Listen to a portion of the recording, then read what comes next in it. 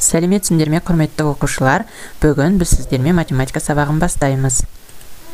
Бүгінгі сабақта өтетін тақырыбымыз 17 мен 5-тің көбейтіндісі және 84 пен 4-тің бөліндісі түріндегі кестеден тыс көбейту және бөлу. Кескіндеме. Сен бүгінгі сабақта 17 мен 5-тің көбейтіндісі және 84 пен 4-тің бөліндісі түріндегі кестеден тыс ауызша көбейту және бөлу амалдарын орындауды үйренесің. 17 мен 5-ті қалай көбейтеміз? Ол үшін 17 санының ондығын және бірлігін анықтап аламыз. 17 саны 10 мен 7-нің қосындысына тең екен. Демек біз мына жерде 10 санын 5 санына жеке көбейтіп аламыз. Ауызша 10-ды 5-ке көбейткенде 50 шығады. Енді 7 санын 5 санымен көбейтеміз. 7 мен 5-тің көбейтіндісі 35-ке тең. Енді осы екеуінен шыққан мәнді бір-біріне қосамыз. 50 мен 35-тің қосындысы бізде 85 шықты. Демек, балалар, 17-ні 5-ке көбейткенде, яғни 85 шығады. 17 мен 5-тің көбейтіндісі 85-ке тең екен. Енді 84-ті 4-ке қалай бөлеміз, соны білейік. Ол үшін, балалар, 84 қай сандардың қосындысы екенін анықтап алайық. Яғни 84-іміз 80 мен 4-тің қосындысына тең екен. Демек біз бірінші мына 80-ді 4-ке бөліп аламыз. 80-ді 4-ке бөлу бізде өте жеңіл, иә? 0-ге аяқталатын санды бөлу жеңіл бізде. Сондықтан біз 8-ді 4-ке бөлеміз, 2 болады, мына 0 өзі келіп түседі. Енді 4-ті 4-ке бөлеміз. 4 пен 4-ті бөлсек 1 болады. Енді осы шыққан мәндерін бір-біріне қосамыз. 20-ға 1-ді қосқанда 21 шығады. Сонда, балалар, 84 пен 4-тің бөліндісі 21-ге тең болады екен. Енді, балалар, 14 пен 11-дің көбейтіндісін тауып көрейік. Яғни қалай көбейтеміз 14 пен 11-ді? Ол үшін тағы да біз 11-ді қай сандардың қосындысы екенін анықтап алайық. Яғни 11 саны 10 мен 1-дің қосындысына тең екен, иә?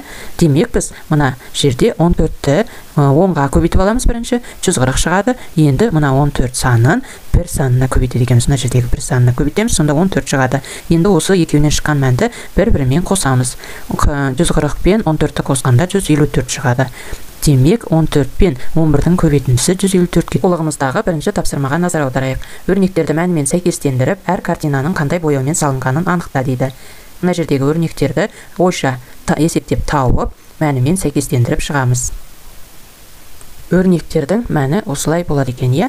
14 пен 11-дің көбейтіндісі 154-ке тең, 22 мен 11-дің көбейтіндісі 242-ге тең, 42 мен 11-дің көбейтіндісі 462-ге тең, 35 пен 11-дің көбейтіндісі 385, 23 пен 11-дің көбейтіндісі 253-ке тең болады екен. Оқулығымыздағы үшінші тапсырманы орындаймыз. Есепте дейді. Тапсырма бойынша бірінші 17 мен 3-ті көбейт дейді. Яғни 17 мен 3-тің көбейтіндісінің мәнін табу үшін ең бірінші 10 санын 3-ке көбейтіп аламыз. 30 шығады. 7-ні 3-ке көбейтеміз. 21 шығады. Екеуінен шыққан санды қосқанда тең болады 51-ге. Енді келесі 4 пен 19-ды көбейтеміз. Ол үшін 4-ті 10-ға көбейтеміз 40, 4 пен 9-ды көбейтеміз 36. Екеуінен шыққан мәнді қосқанда 76 шығады екен. Енді келесі 300 пен 20-ның бөліндісі. Ол үшін мына жерде екеуінде де бірдей нөлдер қысқарады. Одан кейін барып 30-ды 2-ге бөлеміз 15. 680 мен 2-нің бөліндісін табу үшін 6-ны 2-ге бөлеміз 3 болады, 8-ді 2-ге бөлеміз 4 болады, 0-ді жанына әкеп тіркейміз. Сонда мәні 340-қа тең екен. Енді 240 пен 4-тің бөліндісін табу үшін мына жерде 24-ді 4-ке бөлеміз 6 болады, мына 0 жанына келеді. Енді 900 бен 2-нің бөліндісін табу үшін 9-ды 2-ге бөліп аламыз. 9-ды 2-ге бөлгенде 4-тен береміз. Мына жерде 9-дан 8-ді алған кезде 1 болады, яғни 10. 10-ды 2-ге бөлгенде 5 болады, мына 0 жанына келеді. 4 пен 14-тің көбейтіндісін табайық. Ол үшін 4-ті 10-ға көбейтеміз.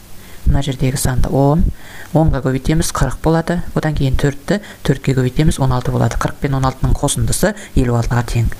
Келесі мысалымыз 930 бен 3-тің бөліндісін табайық. Ол үшін 9-ды 3-ке бөлеміз 3 шығады, 3-ді 3-ке бөлеміз 1 болады, 0 жанына келіп тұрады. Келесі 600 бен 5-тің бөліндісін табу үшін 60-ды 5-ке бөлеміз 12 шығады, мына 0 жанына келеді. 13 пен 5-тің көбейтіндісінде тура алдындағыдай табамыз. 10 мен 5-ті көбейтеміз, 50 болады. 3 пен 5-ті көбейтсек 15 болады. Екеуінен шыққан мәннің қосындысы 65-ге тең. 500 бен 20-ның бөліндісін табайық. Ол үшін екеуінде бір нөлден бірдей болғандықтан қысқартамыз. 50-ді 2-ге бөлеміз, 25 шығады. Енді оқулығымыздағы 4-ші тапсырманы орындаймыз. Амалдардың орындалу ретін анықта және есепте дейді. Орындалу ретін анықтайық амалдардың. Міне 450 мен 5-тің бөліндісіне қосамыз 720 мен 90-ның бөліндісін. Ол үшін бірінші бізде мына жерде 450 мен 5-тің бөліндісі орындалады, екінші 720 мен 90-ның бөліндісі орындалады, одан кейін екеуінен шыққан санды қосу амалы орындалады. 450 мен 5-тің бөліндісі. Бұл мысалда амалдардың орындалуын қарастырайық. Ең бірінші мына жерде бірінші 450 мен 5-тің бөліндісі орындалады. Екінші 720 мен 90-ның бөліндісі орындалады. Үшінші қосу амалы орындалады. Екеуінен шыққан санды қосқанда 98 шығады. Келесі амалда ең бірінші 810 мен 9-дың бөліндісі орындалады. 90 шығады. Одан кейін осы 90-ды 580-нен азайтып, оған 210-ды қосамыз. Мәні 700-ге тең. Келесі амалда 240 пен 80-нің бөліндісі орындалады. Екеуінде бір нөлден болғандықтан екеуі қысқарады, бір нөлден. Одан кейін барып 24-ті 8-ге бөлеміз, 3 шығады. Екінші амал 480 мен 390-ның айырмасын табады. Мына амалда ең бірінші 240 пен 80-нің бөліндісі орындалады. Екеуінде бір нөл болғандықтан қысқарады. 24-ті 3-ге бөлеміз, 3 шығады. Одан кейін барып 480 мен 390-ның айырмасын тауып аламыз, 90 шығады. 90 мен 3-ның қосындысы 93-ге тең. Келесі амалда 12 мен 3-тің көбейтіндісі бірінші орындалады, 60 пен 4-тің бөліндісі екінші орындалады, үшінші қосу амалы орындалады. Екеуінен шыққан мәндерді қосқан кезде 51 шығады. Келесі амалымызда 70 пен 8-дің көбейтіндісі бірінші орындалады, одан шыққан санды 560-ты 640-тан азайтамыз. Яғни екінші азайту амалы орындалады, одан шыққан санға 241-ді қосамыз, үшінші қосу амалы орындалады. Шыққан мәніміз 321-ге тең. Мына мысалда 70 пен 5-тің бөліндісі бірінші орындалады, 25 пен 2-нің көбейтіндісі екінші орындалады, үшінші қосу амалы орындалады. 70 пен 5-ті бөлген кезде бізде 14 шықты, 25 пен 2-ні көбейткен кезде 50, екеуінің шыққан мәнді қосқан кезде 64 шықты. Келесі тапсырма бізде 5-ші тапсырма. Боялған төртбұрыштардағы сандарды қима қағазға жаз. Басқа қима қағаздарға осы сандарға көршілес сандарды жаз. Қима қағаздарды араластырып, оларды кему ретімен орналастыр. Сандардың біріне сипаттама бер дейді. Міне мына жерде 300, 300-ден кейін 301, 301-ден кейін 302. Мына жерде 607-нің алдындағы санды табамыз. 606, 606, 607, 608.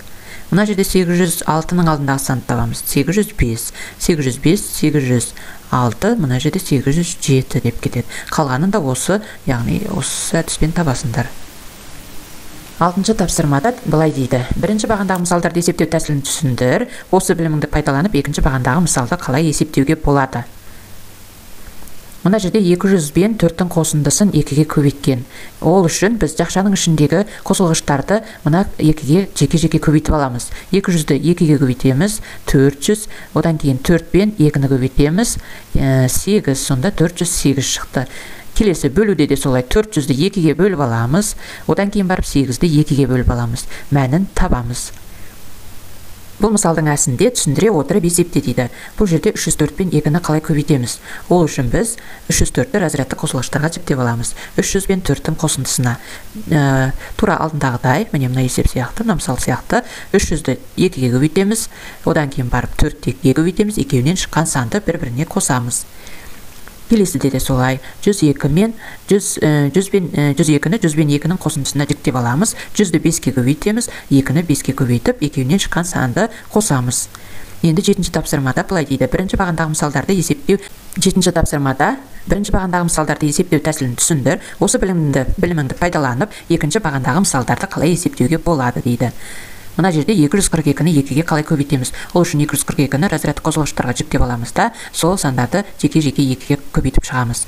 Яғни 200-ді бізге 2-ге көбейткен жеңілірек болады, және ойша көбейтуімізге болады. Содан кейін барып 40-ды 2-ге көбейтеміз, одан кейін барып 2-ні 2-ге көбейтеміз. Шыққан сандарды, яғни мәндерін бір-біріне қосамыз да, яғни табамыз мәнін. Келесі мысалымыз бөлу амалына байланысты 484-ті 2-ге бөлеміз. Ол үшін 484-ті разрядты қозғалғыштарға жіктеп аламыз. Сонда бізге бөлу жеңіл болады. 400-ді 2-ге бөлген бізге жеңіл. Яғни 400-ді 2-ге жеке бөліп аламыз. Одан кейін 80-ді 2-ге бөліп аламыз. Одан кейін 4-ті 2-ге бөлеміз. Шыққан мәндерді бір-біріне қосамыз. Енді осы алған білімдеріңді пайдаланып, мына екінші бағандағы мысалды өз беттеріңмен шығарып көріңдер. Аның бысында түсіндіре отырып есепте дейді. Бұл жерде де алдыңғы алған білімімізді пайдаланамыз. 314-ке 2-ні көбейту үшін 314-ті разрядты қосылғыштарға жіктейміз. 300 қосу 10 қосу 4 және осы сандарды жақшаға алып 2-ге көбейтеміз. Жақшаның ішіндегі сандарды жеке-жеке 2-ге көбейтіп аламыз да шыққан мәндерді қосамыз. Сабақтың тақырыбы бойынша тапсырмалар мен сұрақтар құрастыр дейді. Бүгінгі сабақта не білдік? Бүгінгі сабақтан оқушылар 17 мен 5-тің көбейтіндісі және 84 пен 4-тің бөлінісі түріндегі кестеден тыс ауызша көбейту және бөлу амалдарын орындауды білдік. Математика сабағымыз осымен аяқталды. Келесі кездескенше қош сау болыңдар. Каналыма тіркеліп, лайк басуды ұмытпаңдар.